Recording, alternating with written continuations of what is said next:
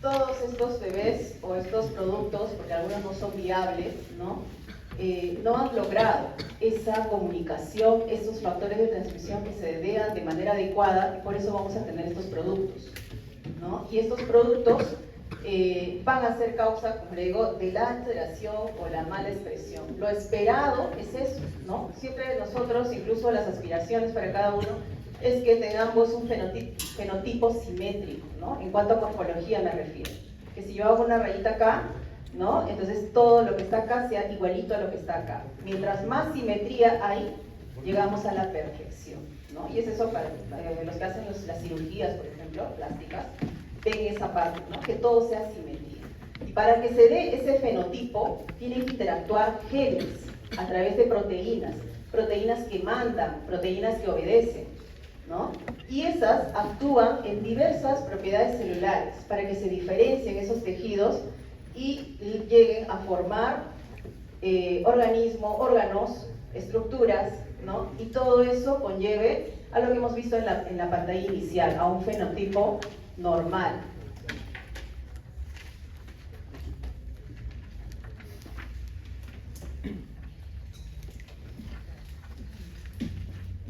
Ya, muchas gracias. Entonces, nosotros aquí vemos, como les digo, esa falla que ha habido, ¿no? Entonces, aquí todo esto fallado, toda esta parte de acá, todo este mecanismo que se tiene que dar en como una secuencia, una cascada, ha fallado, y por eso nosotros tenemos estos fenotipos. Como les digo, algunos de estos son viables, ¿no? Que en el camino pues van a tener que recibir ciertas cirugías para corregirlas, y otras no, otras, estas de acá se abortan, son nonatos, ¿no? O incluso ni siquiera llegan a tener viabilidad dentro de la placenta, ¿no? Van a morir antes de tiempo. Entonces, porque tenemos nosotros un mecanismo también de reparación automático, pero para cosas pequeñas, no grandes, ¿no? Y estas son aberrantes, entonces estas no van a pasar ese filtro. Entonces, ustedes tienen acá toda la semana de cómo se va a dar ese proceso de desarrollo. Fíjense, los órganos más importantes se van a formar en las primeras semanas. Ahora, cuando entremos a la parte de biología, estamos terminando la parte genética en la práctica, vamos a ver, por ejemplo, que uno de los órganos que se desarrolla primero es el sistema nervioso, corazón, hígado, ¿no? Mientras más complejo, mejor dicho, mientras aquí estos órganos importantes se están desarrollando, aquí intervienen genes de desarrollo importantes, ¿no? Entonces, por eso es que incluso algunos de estos genes de desarrollo ni siquiera están en esta etapa embriológica, están antes, desde la ovogénesis, ¿ya? Entonces, si hay alguna falla en este momento, esto va a terminar tal vez en un agente que dé un producto mal desarrollado. Pues las fallas que se puedan intervenir acá pueden ser a causa de factores externos, ambientales, congénitos, ¿no? O también factores internos, por ejemplo, que los padres hereden algo a sus hijos, ¿no? Entonces eso de ahí va a determinar pues, en algo que no va a terminar todo su desarrollo normal. Entonces, si yo digo en el examen, por ejemplo, ¿dónde interviene un gen de desarrollo va a alterar alguna estructura en la semana 16 del desarrollo? ¿Verdadero o falso? Porque estos genes de desarrollo intervienen desde acá, desde la semana, incluso de la ovogénesis, desde la semana 3, 4, en la etapa embriológica. En la etapa fetal solamente crecen estos órganos, ¿no? Y algunos terminan de diferenciarse, pero la formación inicial está en toda esta etapa embriológica, ¿ya? Entonces, además fíjense ustedes, yo les puse estos datos, ¿no? Porque cuando se da el proceso de fecundación a los 2 días ya se están expresando 32 genes. Pero al final, en el tercer día, 129 genes. Y al final, cuando un organismo ya está todo producido, se están expresando 23.000 genes. Y estos genes tienen que dar finalmente como 200 tipos de diferenciación celular, 200 tipos de células diferentes en el cuerpo. Entonces, imagínense todo este mecanismo que se va a llevar a cabo acá, ¿no? Entonces, vamos a ver por eso qué está pasando en este proceso de diferenciación. Entonces, aquí es una diapositiva rapidita nomás para mencionar que estos modelos experimentales se hacen en diferentes organismos. No se pueden hacer en embriones humanos porque es antiético. Y por eso es que yo voy a hablar bastante de la drosófila, esa es de la mosquita que usted ve de la fruta. Entonces, en ese organismo se estudió bastante los genes del desarrollo, porque su ciclo es corto, ¿no? Porque también podía ser el ratón, pero su ciclo es más grande, demanda más tiempo, y por eso usa estos organismos, ¿no? Y por eso es que en estos organismos tienen ciertas ventajas por el tiempo, por la facilidad del cultivo, la crianza, y se usan pues estos modelos experimentales. Entonces, aquí tenemos, por ejemplo, que un individuo, un organismo, va a pasar todos estos mecanismos.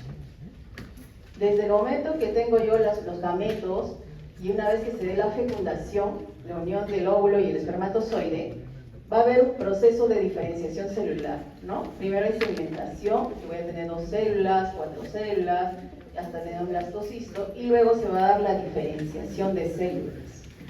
Y todo este mecanismo están interviniendo ya factores de transcripción, o sea, proteínas que son producidas por genes, ¿no? Para diferentes tipos, ¿no? Fíjense ustedes los mecanismos que se dan para diferentes organismos, ¿no? Entonces, al final, ¿qué van a hacer estos genes? Estos genes de desarrollo van a actuar sobre proteínas principales. Acá va a haber como una jerarquía. Hay proteínas que son las que van a comandar y otras las que van a obedecer las órdenes de estas proteínas importantes, ¿no? A través de regulación de la expresión. Regulación quiere decir que le va a dar la facilidad para que se transcriban ciertas órdenes que mande el RNA mensajero y se va a transcribir, y otras para que las silencien, las inhiban, ¿no? Entonces va a regular la expresión génica a través de estos factores de transcripción, ¿no? Es un ejemplo. ¿Y cómo lleva esta información? Estos genes llevan esta regulación a través de estos mecanismos, ¿no? Tiene que haber una comunicación entre las células. ¿Cómo yo le aviso a una célula que tiene que diferenciarse e irse, por ejemplo, para la parte anterior, para formar, no sé, las estructuras cerebrales? Y la otra célula se tiene que diferenciar e irse para la parte posterior y formar, por ejemplo, el hígado o parte del estómago. ¿Cómo la célula sabe? Entonces tiene que haber un mecanismo de comunicación entre ellas, ¿no? Entonces para eso se da mediante varias formas de comunicación. Una de ellas, por ejemplo, la lesión, señalización, y vamos a ver un poquito de eso también. Entonces, este es un cuadro sinóptico para que ustedes lo entiendan mejor, cómo es que vamos a abordar todo esto. Entonces, yo les decía que había genes de la expresión, incluso que se van a dar desde la ovogénesis. A eso se le llama genes maternos, ¿ya? Estos genes maternos, pongo los ejemplos, estos mismos genes, algunos de estos están también en humanos, y se ha estudiado pues en Drosophila, en la mosquita, y estos genes son, por ejemplo, el bicoin, el nanos, el caudal, que van a indicar los primeros puntos de segmentación, hacia dónde se van a dirigir las células. Estos genes maternos vienen con la información desde el óvulo, ¿no? Entonces, es importante esta información. Luego, más adelante que se dé el proceso de fecundación, aquí ya van a expresarse otros genes, ¿no? Que van a actuar tanto en el proceso de la ovogénesis, de la maduración del ovocito y después la fecundación. Todo este proceso va a llegar a unos genes cigóticos. Aquí ya estamos hablando cuando ya se dio la fecundación, ¿no? Y en este proceso de los cigotos van a actuar ya otros genes, por ejemplo los genes GAP, los genes de la regla par, así se llaman, ¿no? Caprichosamente, porque, bueno, sus autores los han colocado así, ¿no? Pero estos van a indicar que estos segmentos iniciales que se dieron, es como que yo tengo un huevito, imagínense el huevito de la Drosophila, y se va a segmentar en 3. Y aquí estos se van a volver, ese primer par anterior se va a volver a segmentar, ¿no? Y entonces empieza a tener estos tipos de genes responsables de esa subsegmentación, podríamos decir, ¿no? Y luego también hay genes de polaridad o genes de cada segmento, ¿no? De cada porción que se hizo aquí van a haber otros genes, como los genes homeóticos. De estos vamos a hablar más, los HOX, PAF, SOX, que son genes también compartidos con los humanos, ¿ya? Entonces, estos vamos a hablar más porque de estos se ha estudiado bastante. Incluso hay más genes todavía que intervienen, estamos hablando de 23.000 genes, y no todos se han estudiado, ¿no? Entonces, solamente los que se conocen es los que nosotros los podemos estudiar y decir, ah, esto está relacionado, por ejemplo, con el sistema nervioso, la diferenciación del ectodermo, ah, ya. Pero tal vez intervienen en otras estructuras más que todavía están en estudio. ¿Cómo se van a expresar estos genes en el proceso de la fertilización? ¿Qué pasa con las mutaciones? ¿No? ¿Y cómo es que actúa?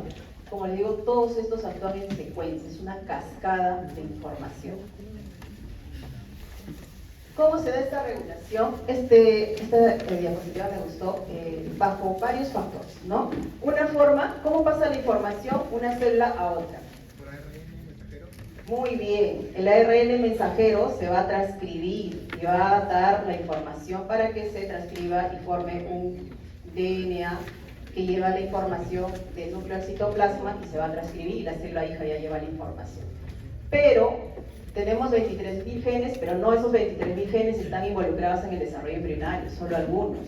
Por ejemplo, HOX, PAX, SOX, y estos van a actuar con este mecanismo de splicing. Splicing quiere decir que un mismo gen puede trabajar para varias estructuras, para la formación de varias estructuras. Este es el gen, por ejemplo, esta es la alfa-tropomicina, ¿no? Esta es su secuencia, así está, su forma, su estructura.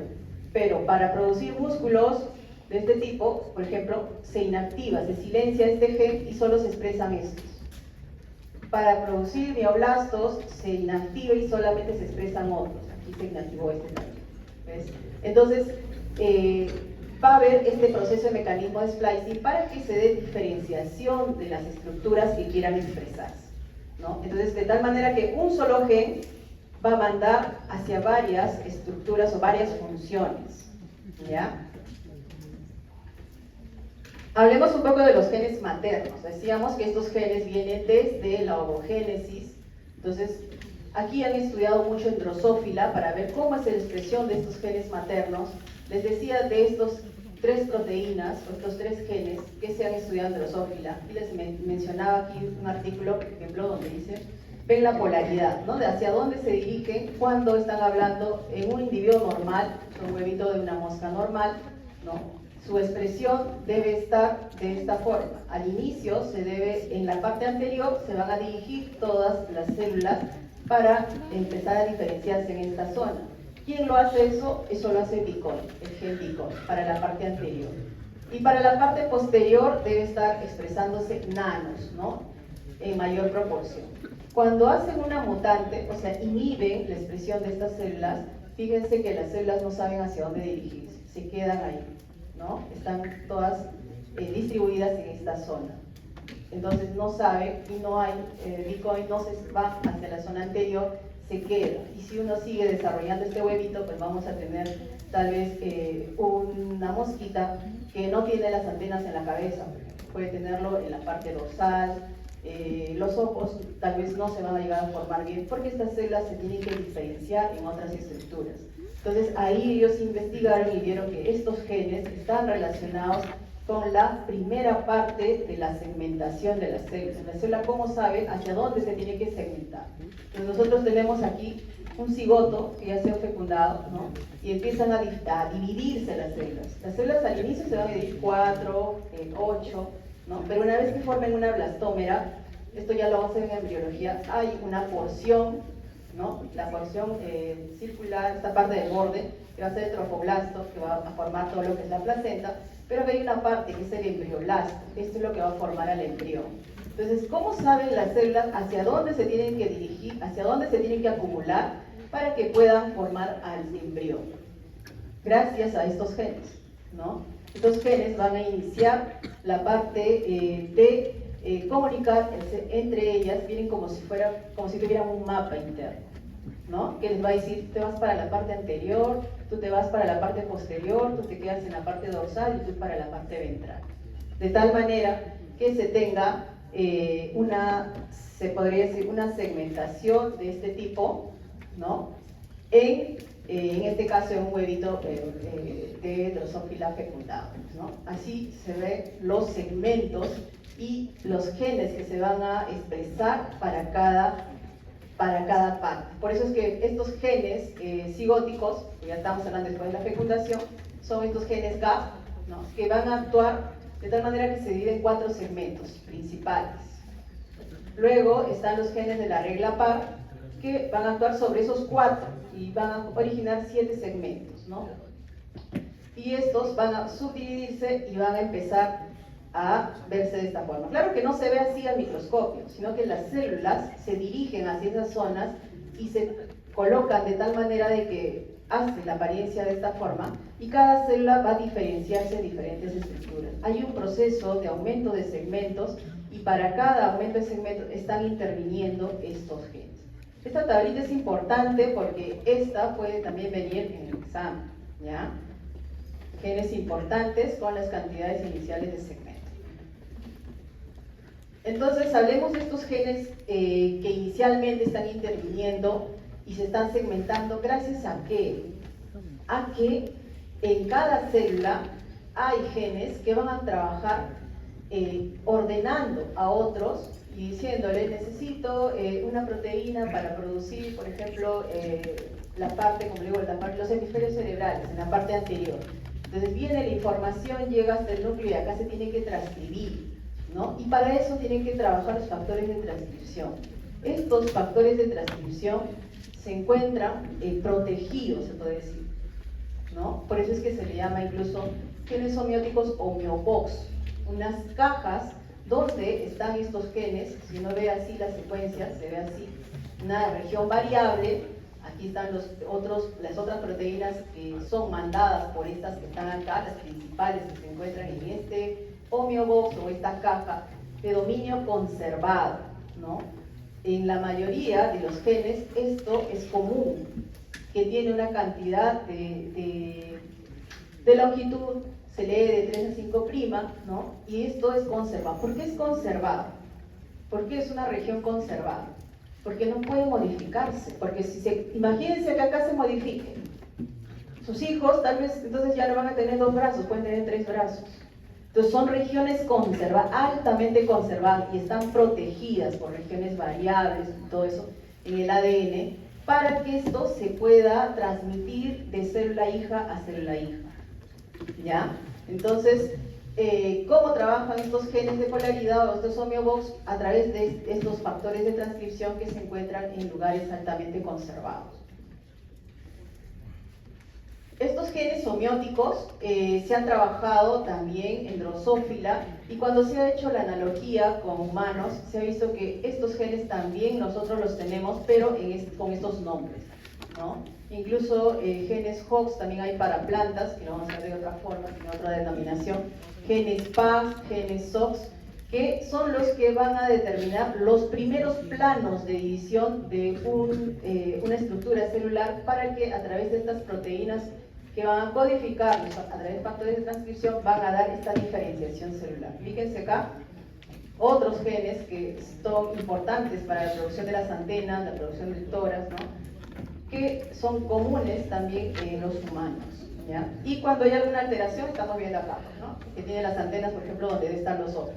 Esto lo han hecho adrede, o sea, son cepas mutadas para ver cómo es que trabajan estos genes y cuáles son sus funciones. Pero eso no se puede hacer en humanos, ¿no? Bueno, al menos éticamente, de manera normal, no se puede hacer. Tal vez lo hacen de manera informal, pero no se puede hacer. Entonces se trabaja por eso en estos organismos.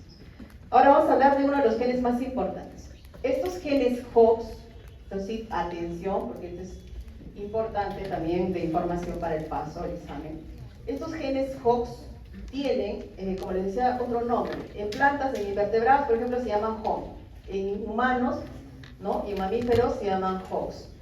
Están, fíjense, ¿en qué cromosomas están? En cromosoma 7, en el cromosoma 17, en el 12, en el 2, ¿no? O sea, son proteínas que están expresadas en estos cromosomas, están incluso en taxa, o sea, tienen un clúster A, B, C, están agrupados y son varios, son todos estos que están acá, que en determinado momento se va a expresar así o de esta forma para diferenciación en la etapa embriológica, por ejemplo, del ectodermo y neuroectodermo, todo es lo que es relacionado al sistema nervioso, ¿no? A través de estos factores de transcripción que están, como les digo aquí también, por ejemplo, este homeobox para este gen Hox es de 160 pares de bases, ¿no? Regiones altamente conservadas, que necesitan otras proteínas y van a interactuar con otras proteínas para que puedan ser expresados.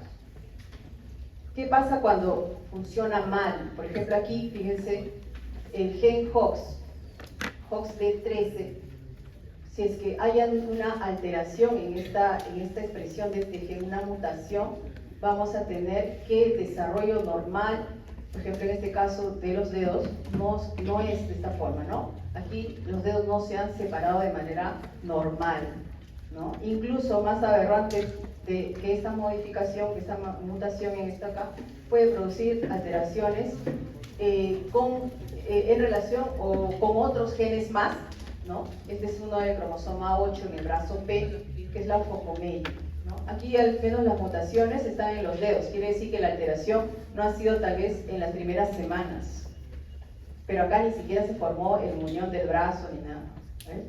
Entonces, aquí ya tenemos una alteración más grave a diferencia de esta, ¿no? Y eso relacionado a este clúster, ¿no? Del clúster D, del gen HOX, la función 3. Y acá hay un cuadro que está mencionándome los otros genes HOX, ¿no? Sus sitios de expresión y cuáles son, en dónde están interviniendo, ¿no? Esto es solamente de información, ¿ya? Información, para que vean ustedes en qué está relacionado, con qué estructuras celulares en el desarrollo, pues, de los embriones. Este es otro gen, el gen PAX. Este gen PAX es importante también para la diferenciación, ¿no? También está, fíjense aquí, en varios cromosomas. El cromosoma 20, 14, 10, 9, 2, 1, 7, 11, ¿no? Y son diferentes tipos. Su expresión en humanos, ¿no? Lo que va a producir, ¿no? Y sus sitios de expresión. Entonces, son varios genes del gen PAX, son 9, que están interviniendo también en el desarrollo del sistema nervioso y en la columna vertebral, ¿ya? Tienen que ver mucho con el sistema nervioso. Acá hay un ejemplo, igual, pregunta de paso, ¿no? En los ejemplos, ¿no? Los ejemplos. Fíjense, PAX2, por ejemplo, cuando se altera, PAX2 va a hacer que no se dé de manera correcta el desarrollo de las estructuras, en el caso de, por ejemplo, de la aniridia, ¿no? La estructura de la retina, ¿no? Va a producir cataratas, tal vez. Aquí PAX6, ¿no? Aniridia, anomalías, estas son otras, distrofia de la córnea, cataratas congénitas o hipoplasias, ¿no? Por ejemplo, aquí han estudiado ese PAX6 en un individuo normal, en humanos, fíjense cómo es que se forma el ojo de manera normal, debe ser así, y qué pasa cuando PAX6 está mutado, ¿no? Entonces, igual en ratones, en zebrafish, incluso en Drosophila es más aberrante, aquí ni siquiera se forma la vesícula óptica, ¿no? Al menos aquí se ha formado la vesícula óptica y la alteración de PAX6 solamente está a nivel de la retina, ¿no? Entonces, pero aquí, en otras estructuras como en Drosophila, aquí siquiera se ha formado parte del ojo, ¿no? Este es otro PAX3 que está relacionado también ya a otras alteraciones clínicamente más aberrantes que va a dar lugar a un síndrome, ¿no? El síndrome de Waardenburg, donde este PAX3 está relacionado con el cromosoma 2 en el brazo Q, en la región 35, ¿no? Tiene todo esto, este historial clínico.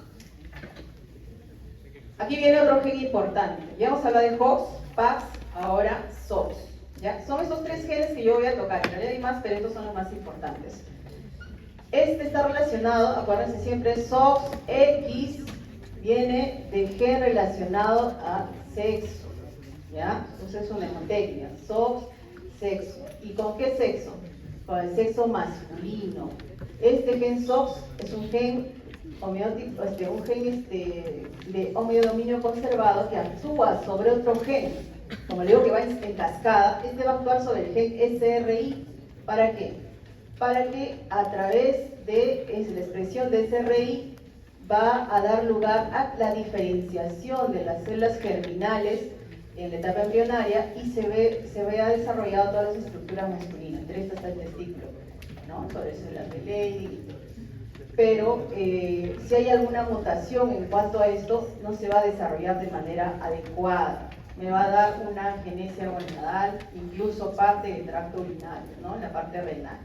Me va a dar una diferenciación urogenital mala si es que hay alguna mutación, ¿ya? Entonces, eso es importante. Por ejemplo, SOX2, que está también trabajando para el desarrollo, ¿no?, de células del desarrollo nervioso y el cerebro, ¿ya? Esta es una tablita que no voy a considerar, pero es información también para ustedes, donde estamos viendo a SOX interviniendo, ¿no?, los diferentes tipos de SOX interviniendo en la formación de todas estas estructuras en el desarrollo embriológico. Es complejo, por eso es que le digo que yo a veces lo digo, qué aburrido aprenderme todo esto, pero no lo voy a tocar en el examen. Pero es información que ustedes tienen que saber, ¿no? Entonces, los coloco ahí de todas maneras. Mira que le estoy hablando de las fijas, ¿no? Acá tenemos también la continuación de la tablita. SOX tiene varios clústeres también, ¿no? Hemos visto A, B, ¿no? Está también SOX 10, 7, 17, todo en la intervención de las funciones a través de todo el desarrollo embriológico, que tiene que ver también con la parte, como decía, sexual, ¿no? SOX 3, hemos hablado de SOX 3, SOX 30 también, que interviene sobre ese RN. ¿Qué pasa cuando falla? Esto sí, pregunta también de paso, ¿ya? De paso en examen. Por ejemplo, SOX 9 interviene sobre otras proteínas. Fíjense acá, esta es una vía normal de maduración, de formación de los huesos, ¿no? SOX 9, de manera normal, va a trabajar sobre otro gen, que es el COL2A1. Y entonces el huesito crece así, de manera horizontal, de manera normal, ¿no? En cambio, cuando hay una alteración de este gen, ¿no?, y no se expresa, esto quiere decir que no se expresa el gen COL2A1, el hueso se deforma. ¿Y esto qué va a originar al final en la formación? Nosotros vamos a ver esta formación de los huesos, fíjense acá, ¿no? A esto se le llama, bueno, esta es una característica, pero este caso de campomelia, displasia campomélica, es más complejo aún, ¿no? Tiene otros cuadros clínicos, pero en esta zona es porque el gen SOX dejó de funcionar, ¿no? Y va a producir, pues, esta malformación de las estructuras óseas. Claro, displasia campomélica tiene todas estas otras alteraciones. Acuérdense que es en secuencia. Ahorita vamos a ver que si esto se llega a formar mal, las estructuras de estas zonas también no funcionan de manera correcta y todo es una secuencia, ¿no? Que al final incluso va a derivar, pues, en esto de lo que es una mala diferenciación sexual. Estos son otros genes. Habíamos dicho que hay genes importantes. SOX, HOX y PAX son genes maestros, se le puede decir. Y esos actúan sobre otros. Uno de esos genes subordinados, algo así, son los genes Sonic-Head-Show. Que su traducción es así porque el que lo analizó vio que en el ISOS de Marx se expresaban estos genes y ya le quiso poner ese nombre, ¿no? Que son llamados también genes morfógenos. Acuérdense, pregunta de paso, ¿ya? Yo digo, ¿cuáles son los genes morfógenos que intervienen en el desarrollo embriológico? Son estos de acá, los Sonic-Head-Show. Estos son otros tipos, voy a hablar más de este, ¿no? Entonces, son los genes que intervienen también en la parte inicial del crecimiento de las extremidades, por ejemplo, ¿no? También en la organización del cerebro, la formación del tubo neural, lo han estudiado en diferentes organismos, en este caso es como un ratoncito, ¿no? Me parece que es un ratoncito, feto de mutante, donde ven cómo es que una mutante para este gen deja de desarrollarse en las extremidades, ¿no? Incluso, como digo, es una cascada. Si yo inhibo al inicio, tal vez va a empezar a formarse de esta forma, ¿no?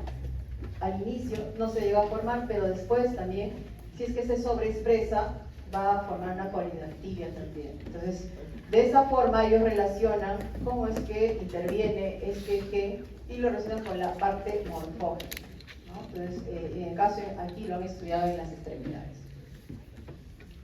Igual acá hay una tabla, ¿no?, donde se estudia este gen Head-Show para otras estructuras en el desarrollo embriológico. Y fíjense, estos interactúan con otras proteínas, son todas estas cuando están activadas. Y tiene que haber una fase de silenciamiento, no van a expresarse todo el tiempo. Y estas otras son las que las suprimen. Por ejemplo, para que se dé la diferenciación de las neuronas motoras, va a expresarse NKX6, NKX2, pero cuando ya terminan de diferenciarse, ya tienen que inhibirse, no se van a seguir expresando. Entonces vienen estas proteínas supresoras, PAC6, PAC, que inhiben a estas otras para que se dé todo el proceso. ¿Ya? Entonces, es una cascada de señales. Yo siempre hacía esa analogía, les decía que estos genes importantes es como cuando uno quiere construir un edificio. ¿Quiénes son los más importantes en la construcción de ese edificio? Los ingenieros, los arquitectos, que van a diseñar los planos para que se dé todo ese proceso. Pero el plano no se va a hacer solo, lo tiene que hacer y tiene que ordenar hacia otros subordinados. ¿Quiénes son? Los albañiles, los gasfiteros, los electricistas. Esos son las otras proteínas reguladoras, ¿ya? Y los genes importantes, como HOXPAC, son como los ingenieros, ¿no? Los arquitectos que están a la cabeza y están ordenando. Si la información de ese plano no llega bien, por ejemplo, hasta el último escalón, hasta el gasfitero o hasta el electricista que tiene que hacer, hace mal algo, no va a llegar a funcionar bien ese edificio. Entonces es igual acá, ¿no? Entonces estamos viendo la intervención de estos genes importantes en todas estas estructuras.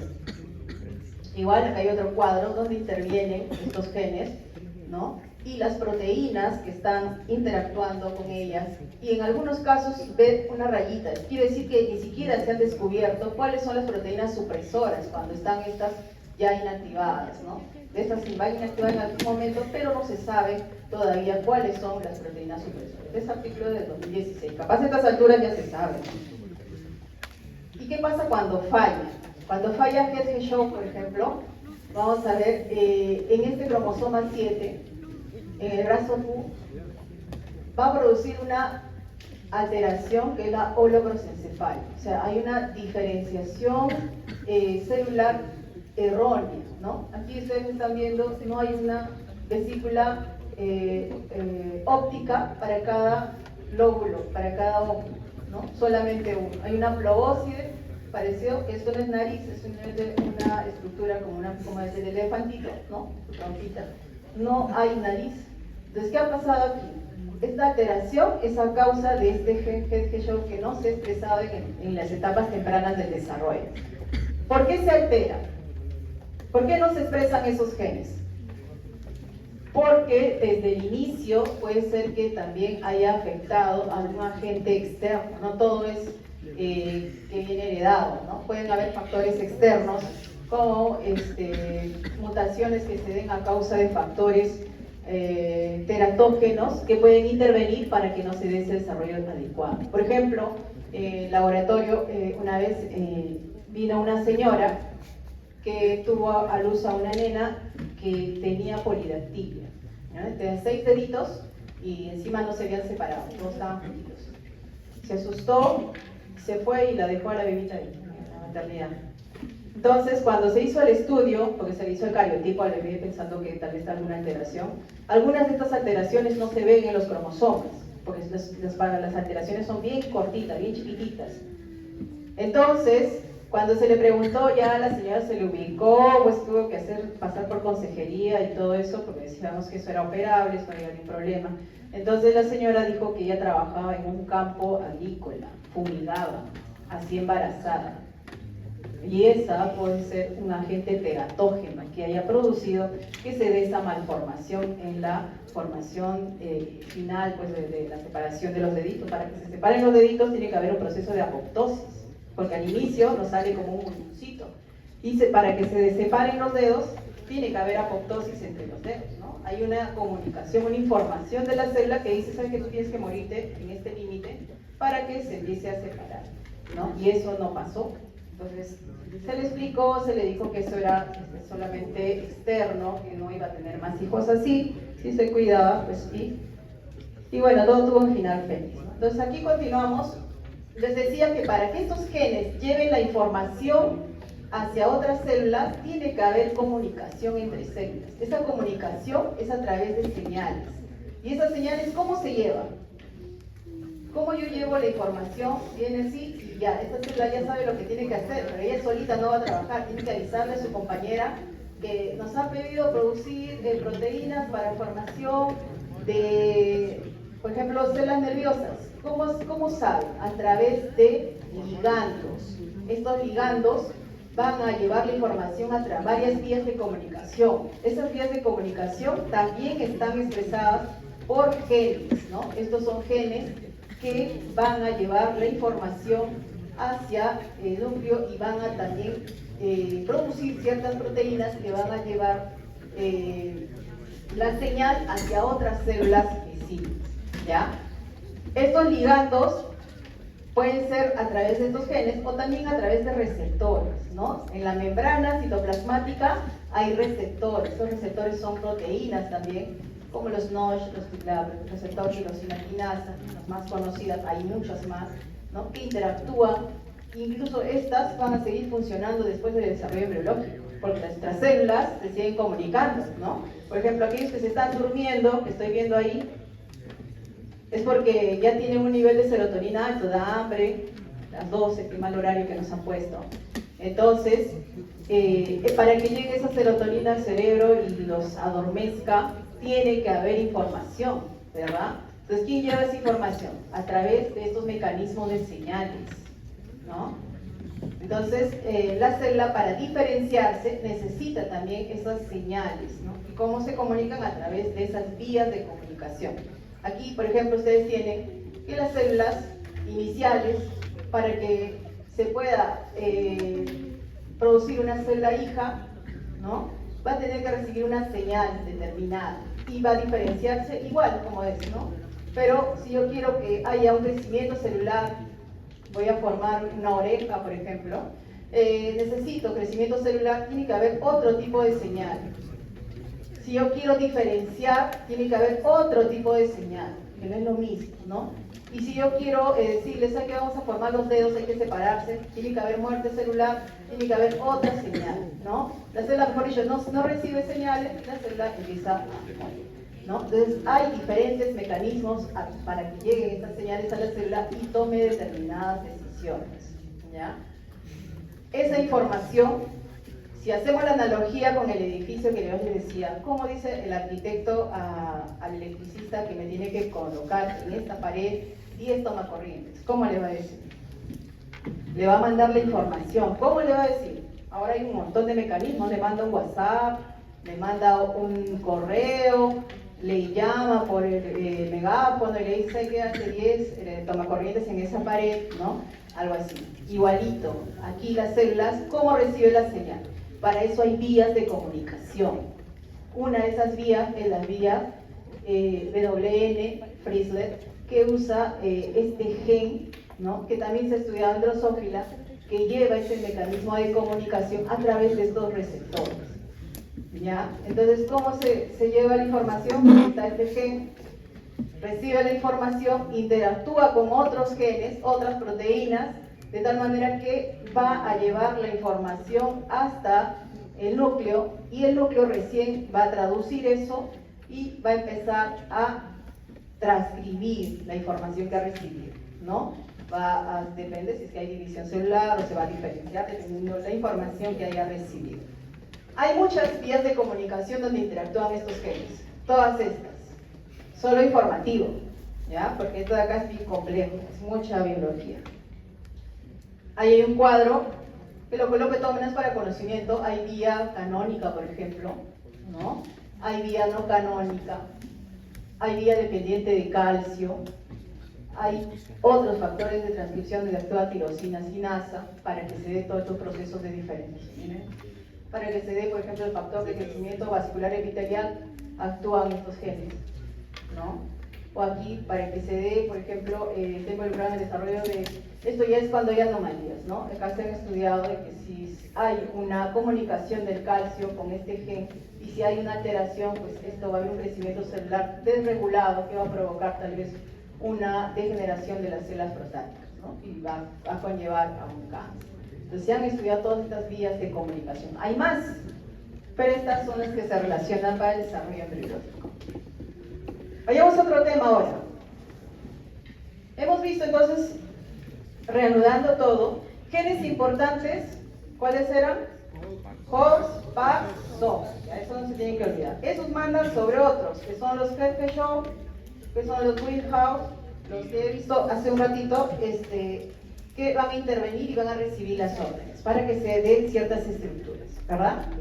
Pero, ¿qué pasa? Ahora vamos a ver, esto ya no estamos hablando de la etapa embriológica, esto ya es el producto. Esto es un poco, no sé por qué nos han metido este tema, pero hay que tocarlo. ¿Qué pasa cuando se ha dado toda esa mala formación inicial? Entonces nosotros vamos a tener errores dismorfogenéticos, ¿no? Cuando hay una mala expresión génica y al final ya el producto me va a dar pues alteraciones. Entonces una de esas causas pueden ser congénitas, que solamente se adquieren en el proceso del embarazo, o algunas heredables, ¿no? O sea, incluso algunas pueden ser por mutaciones puntuales, otras por herencia, ¿no? Otras son ambientales, y ahí están los porcentajes, ¿no? Como es que vemos nosotros. Incluso la mayoría está en este de acá, en causa desconocida, porque todavía están en estudios. Incluso ahora se dice que las mutaciones son más, incluso en los jóvenes. Los cánceres están apareciendo mucho antes. ¿Por qué? Por el estilo de vida, porque no estamos comiendo como antes, ¿ya? Entonces, mucha comida chatarra, y eso hace que nuestro sistema de reparación natural no funcione. O sea, sí funciona, sino que hay un límite, ¿no? Por ejemplo, yo salgo afuera y ahorita que salió el sol, me va a caer la radiación, pero mi sistema de reparación nato lo va a eliminar. O sea, se me puede mutar. Yo todos los días tengo mutaciones, ¿no? Se va a mutar una basecita, una adenina, una guanina, va a mutar. Pero mi sistema de reparación tiene un tope, es como, imagínense, al 15% se va a reparar. Pero si ya mi radiación es excesiva y yo me voy y me paseo ahí 2 horas mirando el sol, no va a funcionar mi sistema de reparación automático. Entonces ya voy a empezar a tener estrés oxidativo. Mis células no van a poder reparar, si va a empezar a haber mutaciones, y eso a la larga, si yo me expongo todos los días a la misma hora, 2 horas allá mirando al sol, va a llegar un momento en que se va a acumular esas alteraciones y me va a producir una degeneración en la célula, ¿no? Y posiblemente hasta también un cáncer. Entonces, depende también mi predisposición. Por eso es que para que se dé esto de acá, intervienen también factores ambientales, ¿no? Entonces, hay diversas diversas formas de mencionar cuando vemos que estos errores se den, por ejemplo, de manera única, puede ocasionar una malformación, una deformación o una disrupción, y cuando estos entre ellos interaccionan, pueden también ocasionar errores morfogenéticos múltiples, ¿no? Cuando hablamos ya de secuencias, síndromes, cuando es un cuadro clínico más complejo, asociaciones, ¿no? ¿Y cómo son? Así, por ejemplo, ¿no? Acá vemos malformaciones, se dice, cuando la etiología puede ser a nivel cromosómico, cuando la alteración es grande, aberrante, que incluye todo cromosoma, o puede ser puntual, algunos genes chiquitos, ¿no? Genético, puede ser por algún factor externo, teratógeno, como les mencionaba, por ejemplo, ¿no? De la señora que fumigaba. Hay mujeres embarazadas, por ejemplo, que los primeros meses no saben que están embarazadas porque no son regulares en la regla o no controlan su regla, ¿no? Entonces hay señoras que vienen cuando ya tienen 4 meses, 5 meses, dicen, no sabía que estaba embarazada, me dio una infección urinaria y me inyectaron penicilina de 1 millón, ¿no? Entonces para mi infección. Y después, cuando ya está embarazada, 5 o 6 meses, le hace cariotipo al bebé y se nota pues que tiene, por ejemplo, alguna alteración, ¿no? Y esos son agentes teratógenos, agentes externos que van a interactuar en esa etapa del desarrollo. O desconocido, algunos son de novo, ¿no? Donde no se sabe por qué se ha dado ese proceso. Y todo eso me va a dar a un error en la morfología, ¿no? De tal manera que finalmente voy a tener un producto así. Por ejemplo, en este caso, cuando hay una falla de cierre del tubo neural, es porque las crestas de todo lo que es el ectodermo no se han llegado a cerrar, ¿no? En el tiempo adecuado, y va a tener pues este problema que se llama mielomeningocele.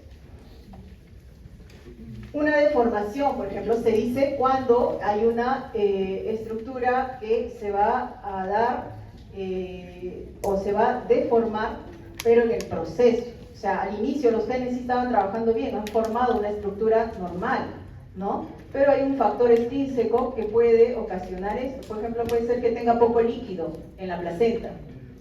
Y eso hace que haya una compresión en el feto. El feto no se logra desarrollar, ¿no? Y entonces va a deformar la estructura normal y va a ocasionar, en este caso, por ejemplo, el pie santo, ¿no? Que tiene otras características, es un cuadro clínico de otras alteraciones, ¿no? Pero para este caso, ¿no?, se llama deformación en estas circunstancias, así. Las disrupciones se dan cuando igual se ha dado todo el proceso o los genes están actuando de manera correcta, están formando la estructura, pero puede haber algo que bloquee ese desarrollo normal, ¿no? Este es un caso, por ejemplo, de los bridas, los llamados bridas. La placenta, cuando hagamos placenta vamos a ver esa parte, tiene una parte de lo que es el amnios, que cubre la cara fetal, donde está el fetito, y si es que eso no está bien pegado a la cara fetal, esas membranas pueden formar como unas piquitas, unas franjas, unas bandas, se llaman.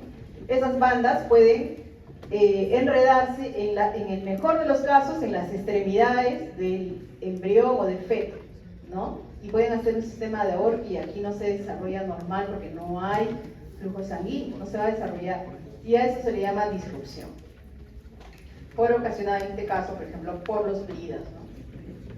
Las secuencias, eso sí es más complejo cuando el cuadro clínico se ha dado la alteración por causas intrínsecas o extrínsecas, a nivel cromosómico, puede ser genético también, o sea, puntual, como les decía, o algún factor externo o desconocido, que desde el inicio, ¿no? Desde el inicio se da la anomalía. Por ejemplo, aquí no se ha formado bien la mandíbula, hay una hipoplasia, y eso va a dar lugar a que, si no se forma bien la estructura de la maxilar inferior, por ejemplo, no se va a formar más adelante lo que es el paladar, las estructuras de los dientes, y eso va a ocasionar como una secuencia, por eso se llama secuencia, de malformaciones, ¿no? No es que aquí haya fallado la formación del paladar, es por consecuencia de que no se ha formado bien la mandíbula, ¿no? No se ha dado la fusión de las crestas palatinas y no se ha fusionado, por eso vamos a tener acá en este caso un paladar hendido, ¿no? Y por ende incluso hasta un labio leporino tal vez. Los síndromes, ustedes ya lo conocen, por ejemplo el síndrome de Down, ¿no? Es un cuadro clínico más complejo, que es una anomalía, en este caso cromosómica, porque está involucrando todo un cromosoma y que va a dar a consecuencia no solamente alteración de una estructura, ¿no? En este caso, por ejemplo, para el síndrome de Down, alteraciones cardíacas que va a conllevar a cuadros más complejos, ¿no? Y por eso se le llama, pues, síndrome. Acá tenemos otro, ¿no? Que ustedes tienen otros ejemplos como el síndrome de Edwards, el síndrome de Patau, el síndrome de Down, que está relacionado con cuadros clínicos más complejos. Y la asociación, ¿no? Aquí tenemos la asociación, un ejemplo, cuando estamos viendo varias estructuras que se han alterado en todo el proceso del desarrollo, ¿no? Incluso diferenciaciones que no se van a dar. Puede ser que aquí las estructuras se hayan formado de manera correcta, los genes actúan de manera correcta, pero no son funcionales al final, ¿no? Y eso va a ocasionar, pues, un proceso de asociación. En estos casos son los siguientes. ¿Cómo relacionamos a estos genes con el cáncer? Les decía a ustedes que en algún momento tiene que haber un momento de esclavismo, o sea, donde estos genes se duerman, como ustedes, algunos que veo ahí durmiendo, ¿no? Y ya no se expresen. Entonces, ¿pero qué pasa cuando estos genes se vuelven a activar? Por ejemplo, el cáncer de mama. El cáncer de mama no le da a una niña de 5 años, ¿no? ¿O alguien ha visto un caso? Le da mayormente cuando empieza la etapa de la pubertad, se expresan algunas hormonas, ¿no? Y empieza a desarrollarse, y posiblemente ya en la etapa juvenil o adulta se va a dar el cáncer de mama. ¿Por qué ese gen que va a dar interacción a ese crecimiento celular, esa proliferación celular sin ordenamiento, discriminado, por qué no se dio más antes, en la etapa embriológica? Porque estos genes entran en un momento de, se puede decir, silenciamiento, ¿ya? Se silencian y entonces no se expresan, pero llega un momento en que se van a expresar con la activación. Esa activación puede ser multifactorial, ¿no? Puede ser por el ambiente, por los, como les decía, el estrés oxidativo, y llega un momento en que se van a expresar y van a formar alteraciones en ese crecimiento que puede conllevar a un cáncer, ¿no? Estos factores de transcripción no están controlados, por eso es que los promotores de crecimiento pues son o trabajan de manera desregulada. Estos inhibidores no están trabajando, ocasionando muerte celular y la célula se sigue dividiendo de manera descontrolada. Por ejemplo, aquí tenemos en genes Hox, ¿no? Habíamos hablado de los Hox, todos estos tipos, y miren cómo están relacionados con diferentes tipos de cáncer, ¿no? Para cáncer cervical, para células que van a estar en las células epiteliales, ¿no? También cervical, para cáncer de colon, de mama, de tiroides. Lo normal para este caso, por ejemplo, en HOX-B debe trabajar de esta forma y replicarse y formar por expresión de otras proteínas secuencias normales. Pero basta que haya una mutación, por ejemplo aquí debería ser citosina y se varía por una timina. Solo una base nomás se ha modificado y la célula va a empezar a replicar de manera descontrolada, ¿no? La expresión de esta proteína. Y esta proteína va a conllevar pues a otras interacciones porque todo es en cascada y van a interactuarse de tal manera que me van a ocasionar un tipo de cáncer. Igual aquí en HOX-A2 vamos a ver que una adenina se varía por una guanina. Y vamos a ver que hay una transcripción de estas secuencias de manera descontrolada, ¿no? Entonces, están estudiados estos tipos de genes Hox alterados en estos tipos de cromosoma, ¿no? HOX-A13, HOX-D9, HOX-C8, ¿no? Y todos estos relacionados a varios tipos de cáncer, ¿ya? ¿Y cómo es que lo han estudiado? A través de estos marcadores, ¿no? Estos marcadores que tenemos acá, ¿no? Marcadores, le llamamos marcadores porque son secuencias de genes que se expresan junto con estos de acá, interactúan, ¿no? Este ordena a estos otros para que se dé este proceso de replicación. Entonces, cada uno de estos genes va a interactuar para cada expresión distinta en diferentes tejidos también. Este es un artículo que estaba leyendo hoy día, ¿no? Que es del 2024, que ha salido, donde igual relacionan, siguen estudiando, ¿no? Sigue el estudio de los genes Hox que está relacionado a diferentes tipos de cáncer, incluso lo están observando como con fines terapéuticos. ¿Cómo con fines terapéuticos? Está relacionado este gen Hox, por ejemplo, lo han estudiado en este artículo para cáncer de próstata, colorectal, mama, tiroides, ovario, riñón, pulmón, ¿no? Y quieren ver cómo inhibir la expresión de este gen a través de terapia génica, ¿no? Ya se está dando ya con la terapia génica el que manden diferentes secuencias hacia el individuo y ya sea, es como ponerle una inyección con diferentes secuencias que vayan directo hacia estos genes y que inhiban su expresión para poder tratar estas células, ¿no? Entonces hay en estos casos, pues en algunos, las masas musculares están se puede decir externas, un cáncer de mama, yo sé dónde está el tumorcito y puedo dirigir mis células que están tratadas con esas secuencias que van a inhibir justo sobre esa masa celular que se encuentra, ¿no? Igual también están estudiando, todos estos están en estudios para tratar y verlos con fines terapéuticos. Este es otro, los genes PAX relacionados a cáncer también, imagínense, fíjense ustedes acá, ¿no? Hacia qué tipos de cáncer se han estudiado. Algunos no están estudiados ni siquiera, ¿no? No sabemos dónde se está dando la alteración. En este caso, para cáncer de riñón, ¿no? Están estudiando también terapias que inhiban la expresión de este gen PAX. Se sabe las ubicaciones, se sabe con qué proteínas posiblemente están interactuando, el tamaño de las proteínas, ¿no? Es importante para poder conocer dónde están interactuando, para poder estudiarlas y hacer una terapia. Igual acá vemos también otros estudios, incluso algunos que me ponen así, es porque todavía no se sabe con quién interactúa.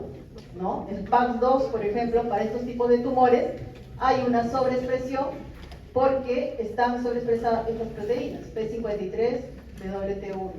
Pero en algunas incluso no se sabe cuáles son las otras proteínas que interactúan para que se dé este proceso. Igual acá tenemos otro cuadro para genes COX y otros tipos de cáncer. Bien, jóvenes, eso ha sido el tema de hoy.